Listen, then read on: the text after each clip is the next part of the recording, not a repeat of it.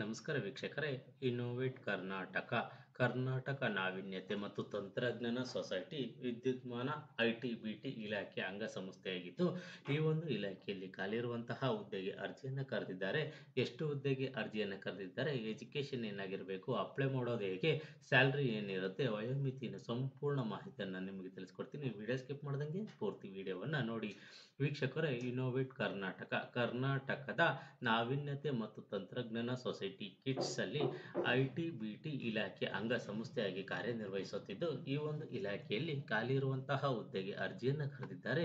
ಹಾಗಾದರೆ ಯಾವ ಹುದ್ದೆಗೆ ಅರ್ಜಿಯನ್ನು ಕರೆದಿದ್ದಾರೆ ಅಂತೇಳಿ ನಾವು ನೋಡಿದ್ರೆ, ಮುಖ್ಯ ಕಾರ್ಯನಿರ್ವಾಹಕ ಅಧಿಕಾರಿ ಸಿಇಒ ಹುದ್ದೆಗೆ ಅರ್ಜಿಯನ್ನು ಕರೆದಿದ್ದಾರೆ.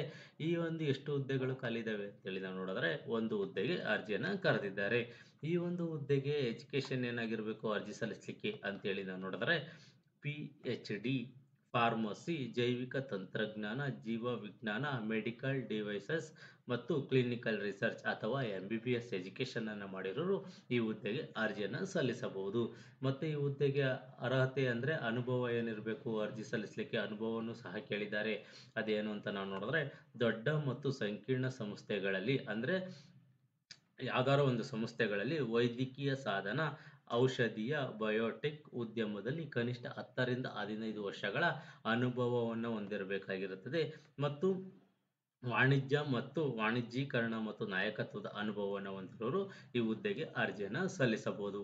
ಅದೇ ರೀತಿ ಈ ಒಂದು ಹುದ್ದೆಗೆ ಸ್ಯಾಲ್ರಿಯನ್ನು ನಿಗದಿಪಡಿಸಿದ್ದಾರೆ ಅಂತೇಳಿ ನಾವು ನೋಡಿದ್ರೆ, 50 ಲಕ್ಷ ರೂಪಾಯಿಗಳ ಸ್ಯಾಲ್ರಿಯನ್ನು ನಿಗದಿಪಡಿಸಿದ್ದಾರೆ. ವರ್ಷಕ್ಕೆ 50 ಲಕ್ಷದವರೆಗೂ ಸ್ಯಾಲ್ರಿ ಇರುತ್ತೆ ಅಂತೇಳಿ ಒಂದು ಮಾಹಿತಿಯನ್ನು ನೀಡಿದರೆ, ಇದನ್ನ 12 ತಿಂಗಳಿಗೆ ಡಿವೈಡೆಡ್ ಮಾಡ್ಕೊಂಡ್ರೆ ಎಷ್ಟು ಬರುತ್ತಾ ಅಷ್ಟು ಸ್ಯಾಲ್ರಿಯನ್ನು ನೀವು ಮಂತ್ಲಿ ಕ್ಯಾಲ್ಕುಲೇಷನ್ ಹಾಕಬೇಕಾಗುತ್ತದೆ.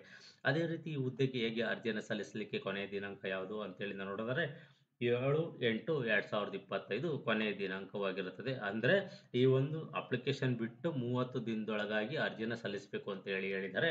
ಈ ಒಂದು ನೋಟಿಫಿಕೇಶನ್ ಬಂದಿರೋದು 8/5/2025 ನೋಟಿಫಿಕೇಶನ್ ಬಂದಿದೆ.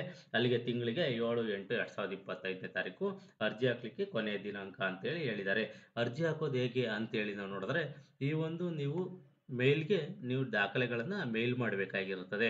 ಯಾವುದು ಮೇಲ್ ಐ ಡಿ ಅಂತೇಳಿ ನಾವು ನೋಡೋದಾದ್ರೆ, gm2.ktech@ka.gov.in ಈ ಒಂದು ಮೇಲ್ಗೆ ನೀವು ದಾಖಲೆಗಳನ್ನು ಮೇಲ್ ಮಾಡಬೇಕಾಗಿರುತ್ತದೆ.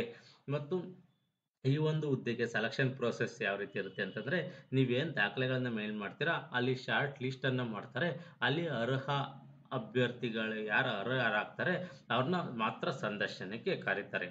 ಆ ಮುಖಾಂತರ ಇವರು ಆಯ್ಕೆಯನ್ನ ಮಾಡ್ಕೊಂತೀವಿ ಅಂತೇಳಿ ಒಂದು ಮಾಹಿತಿಯನ್ನು ಇವರು ನೀಡಿದ್ದಾರೆ.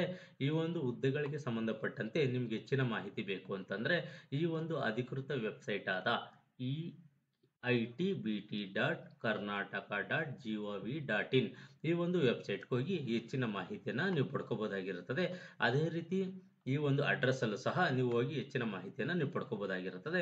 ಯಾವುದು ಅಂತೇಳಿ ನಾವು ನೋಡಿದ್ರೆ, ಕರ್ನಾಟಕ ನಾವೀನ್ಯತೆ ಮತ್ತು ತಂತ್ರಜ್ಞಾನ ಸೊಸೈಟಿ ಕಿಟ್ಸ್, ವಿದ್ಯುನ್ಮಾನ ಮಾಹಿತಿ ತಂತ್ರಜ್ಞಾನ, ಜೈವಿಕ ತಂತ್ರಜ್ಞಾನ ಇಲಾಖೆ ಅಂದರೆ ಐಟಿ-ಬಿಟಿ ಇಲಾಖೆ, BKG ಸಾಫ್ಟ್ವೇರ್, 59/3ನೇ ಮಹಡಿ, railway parallel road, Kumara park west, Seshadripuram, Bengaluru 560020. ಈ ಒಂದು ಅಡ್ರೆಸ್ ಹೋಗಿ ಹೆಚ್ಚಿನ ಮಾಹಿತಿಯನ್ನು ಪಡ್ಕೋಬಹುದಾಗಿರುತ್ತದೆ. ಅದೇ ರೀತಿ ಒಂದು ದೂರವಾಣಿ ನಂಬರ್ ಅನ್ನು ಸಹ ನೀಡಿದ್ದಾರೆ. ಅದೇನು ಅಂತ ನಾವು ನೋಡಿದ್ರೆ, 08032231006 ಈ ಒಂದು ನಂಬರ್ಗೆ ಕಚೇರಿಯ ವೇಳೆಯಲ್ಲಿ ಕಾಲ್ ಮಾಡಿ ಹೆಚ್ಚಿನ ಮಾಹಿತಿಯನ್ನು ಸಹ ನೀವು ಪಡ್ಕೋಬಹುದಾಗಿರುತ್ತದೆ. ಯಾರೆಲ್ಲ ಈ ಹುದ್ದೆಗೆ ಅರ್ಜಿಯನ್ನು ಸಲ್ಲಿಸಬೇಕು ಅನ್ಕೊಂಡಿದ್ರ, ಈ ಒಂದು ನೋಟಿಫಿಕೇಶನ್ ಅನ್ನು ಸಂಪೂರ್ಣವಾಗಿ ಓದಿ ನಿಮಗೆ ಇದು ಸೂಕ್ತ ಅನ್ಸಿದ್ರೆ ಮಾತ್ರ ಈ ಹುದ್ದೆಗಳಿಗೆ ಅರ್ಜಿಯನ್ನು ಸಲ್ಲಿಸಿ. ಈ ಒಂದು ಮಾಹಿತಿ ನಿಮ್ಗೆ ಇಷ್ಟವಾದರೆ ಸಬ್ಸ್ಕ್ರೈಬ್ ಮಾಡಿ, ಶೇರ್ ಮಾಡಿ, ಲೈಕ್ ಮಾಡಿ.